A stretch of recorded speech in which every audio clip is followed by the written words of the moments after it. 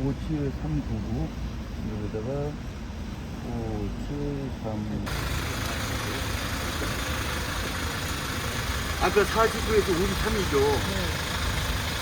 그럼 여기하고 사이하고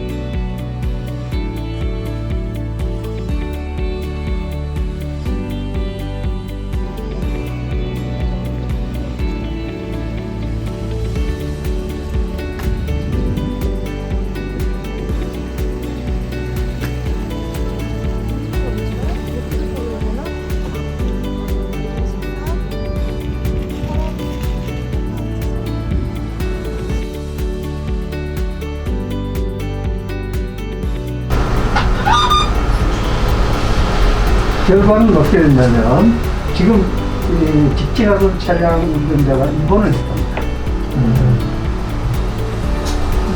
충격은 어느 정도 있고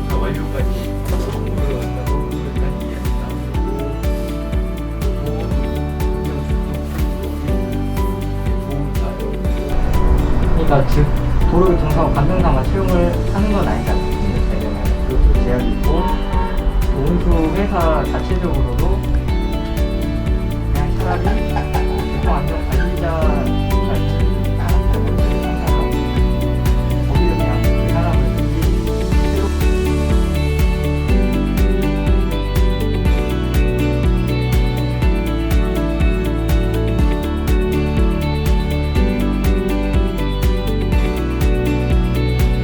요거는 제가 21년 동안 현장 출동하면서 느낀 것을 제가 있다고 말씀드리겠습니다. 그리고 여기서 팩터는 이제 현장 출동 과정인데 여기서 파견되는 거 6가지를 다 알으셔야만이 이제 현장 출동을 원활하게 수행하실 수가 있습니다. 보험사 현장 출동 흐름도고요. 교통사고가 발생하면 사고 운전자가 사고 접수를 합니다. 보험사에.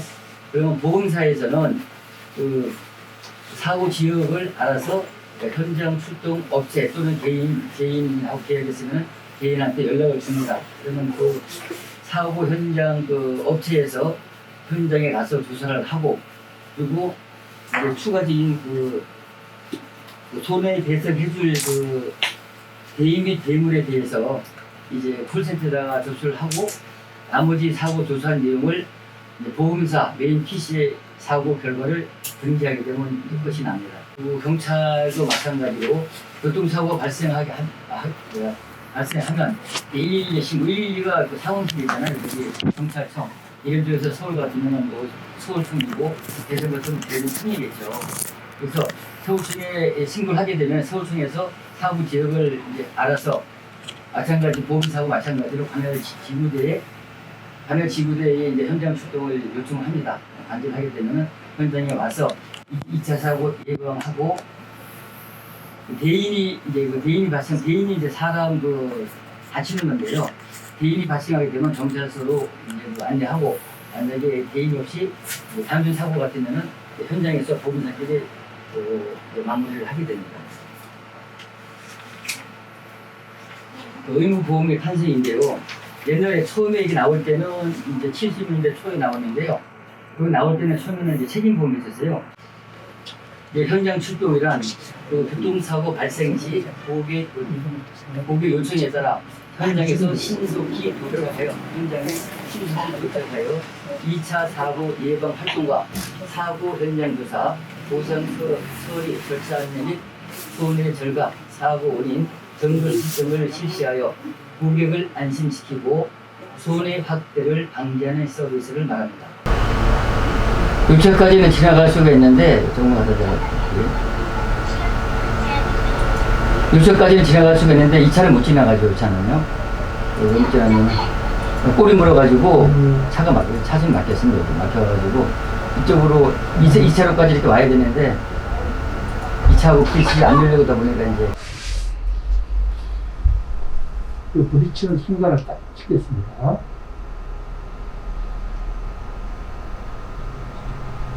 이 정도 아직 부딪히기 전입니다. 그렇다면 저 차로에서 이 승용차는 우회전을 하던 중이고 이 불박 차량은 이쪽 1차로로 직진을 하던 중 아니겠습니까? 그러다가 사고가 났는데 이 영상을 봐서는 예를 들면 직진하는 자동차의 아마 후미 도어나 그쪽 그 후미의 그 뒷문 아니면 펜다 그 정도로 부딪혔을 수 있어 보이고 이 자동차는 좀 크게 본다면 외륜차로 아무래도 이쪽 범퍼는 선을 좀 침범할 수도 있지 않을까 이렇게 볼 수도 있겠죠.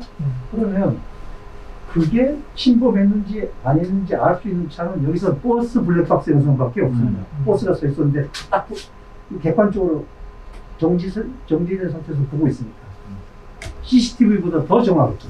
바로 뒤에서 찍고 있으니까 이런 영상을 증거로 받을 수 있으면 최고랍니다. 하지만 내 영상만 가지고는 정확하게 판단이 안 돼요. 넘었는지.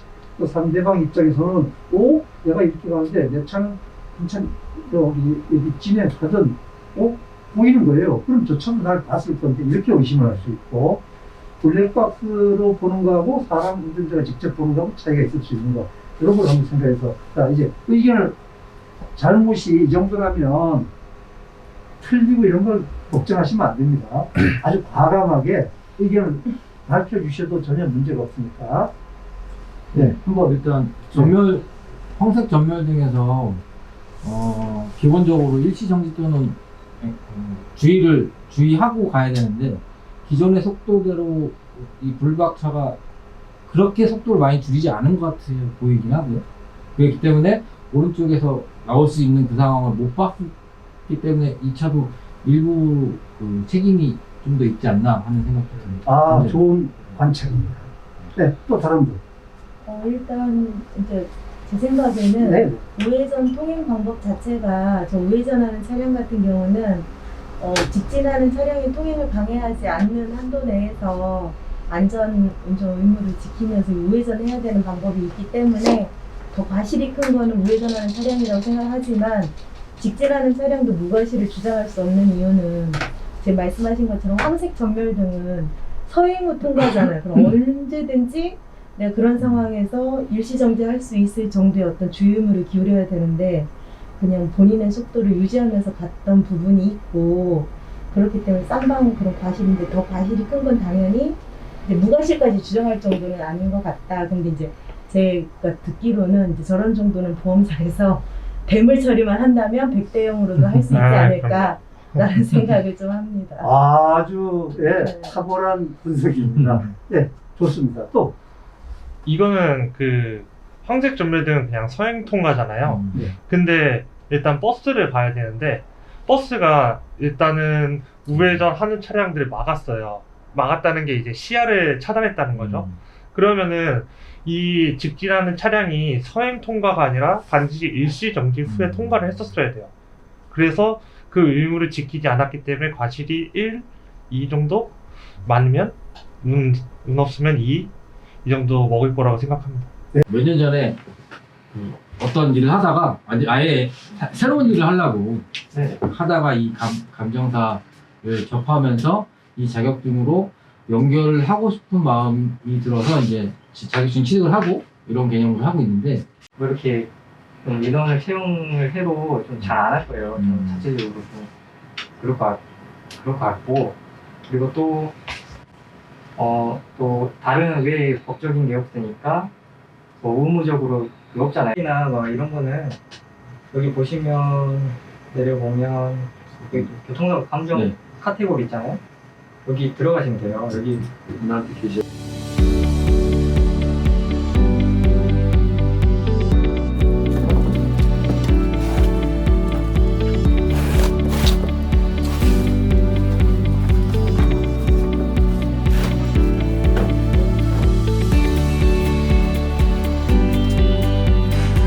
사고가 났는데요. 손상이 이렇게 났습니다.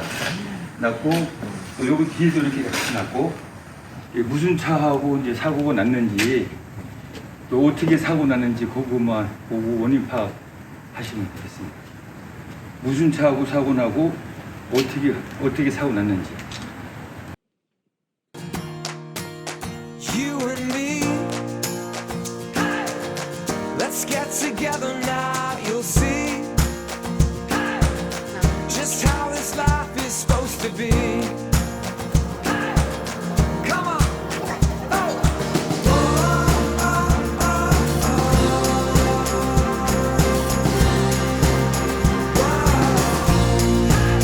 Come on.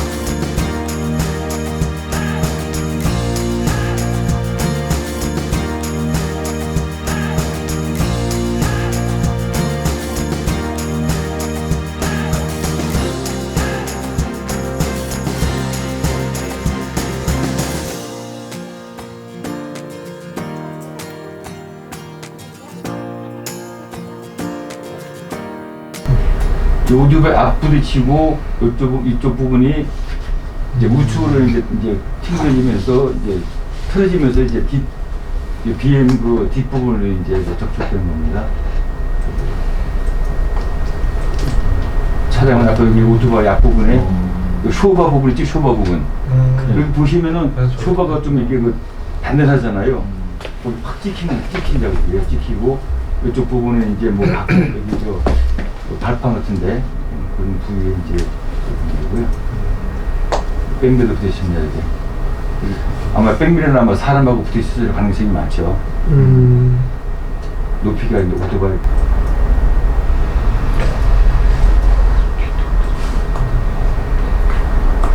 이 사진을 찍을 때 아까 제가 찍는 거 봤지만 요 높이 맞춰가지고 찍어야 되거든요.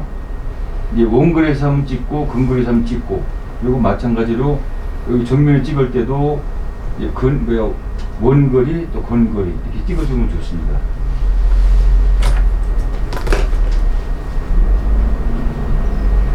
여기 이렇게 찍으면 포인트가 어딘지 몰라요. 그냥 포인트가 여기에 대한 그 포인트를 줘가지고 찍어야 되는데, 손상 부위를 갖다가 포인트를 두고 찍어야 되는데, 원거리 찍을 때는 전체 다 넣고 찍는 거고, 근거리는 이제 그 부분별로 찍어줘야 됩니다. 그 부분별로. 그래야지만이 그 누가 보더라도 그 사고 내용을 알 수가 있고 사고 유형을 알 수가 있습니다.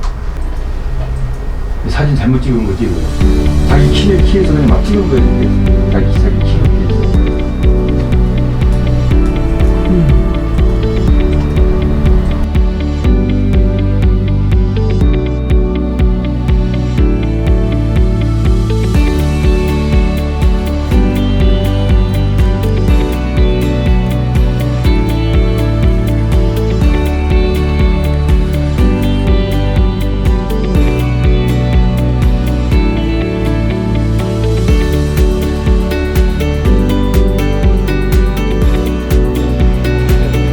여기 약간 넓어요. 넓고 여기 이제 그리고 있고 여기가 이제 직진도 되고 이제 지구인데 우리 차가 여기 앞에 있었고 하드바 여기 뒤에 있었죠. 이렇게 그렇죠. 뒤에 있었죠. 우리 차가 횡단보도에 이렇게 있는데 가다가 여기 횡단보도에 섰어 이렇게. 그렇죠. 그런데 이 차가 추월해 가면서 이제 뭐 어딘지 하여튼 부딪힌 거잖아요, 이게요. 그렇게 그렇죠. 아까 49에서 53이죠. 그럼 여기하고 타이어하고 쭉 가는 거 같이 할게요. 자, 끝에까지 확인하겠습니다.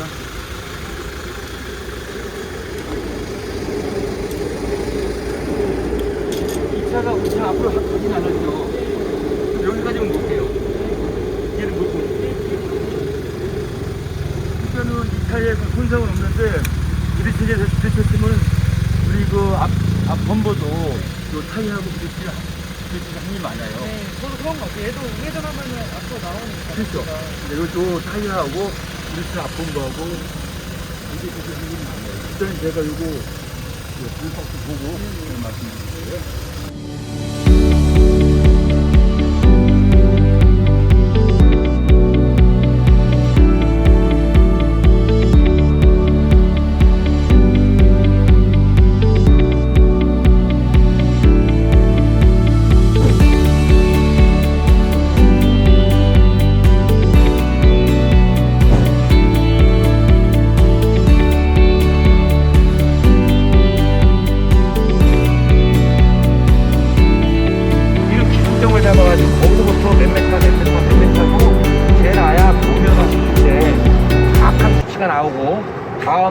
흔적이 싹 지워졌을 때도 그 도면만 갖고 다시 이걸 다시 만들어낼 수가 있잖아요. 이걸요. 이거 1년, 2년 지나가면 없어지죠. 흔적은 없애볼 수 있잖아요. 표지판으로 해도 되잖아요. 그렇죠. 이제 못 움직이는 시설 우리 배웠지 않습니까? 그거는 알아서 찾죠. 그래야 다음에 이 노면이 싹 다 증거가 없어졌다 할지라도 이 도면만 갖고도 이거를 재현을 할 수가 있고요.